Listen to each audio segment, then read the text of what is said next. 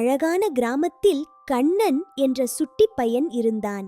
அவனுக்கு விளையாடுவது பிடிக்கும். ஆனால் கீரை என்றால் மட்டும் ஓடி ஒளிந்து கொள்வான். அவன் முன் தோன்றிய தேவதை சொன்னது, கண்ணா, கீரைகள் வெறும் இலைகள் அல்ல, அவை ஒவ்வொன்றும் சூப்பர் பவர் கொண்ட மந்திர இலைகள். முருங்கைக்கீரை உன்னை இரும்பு மனிதன் போல வலிமையாக்கும். விளையாட்டில் நீயே வெற்றி பெறுவாய். பொன்னங்கண்ணி உன் கண்களுக்கு லேசர் பவர் கொடுக்கும். தூரத்தில் இருப்பதையும் தெளிவாக பார்க்கலாம். வல்லாரை உன் மூளையை மெமரி கார்டு போல மாற்றும். நீ படிப்பில் சூப்பர் ஸ்டார் ஆகலாம்.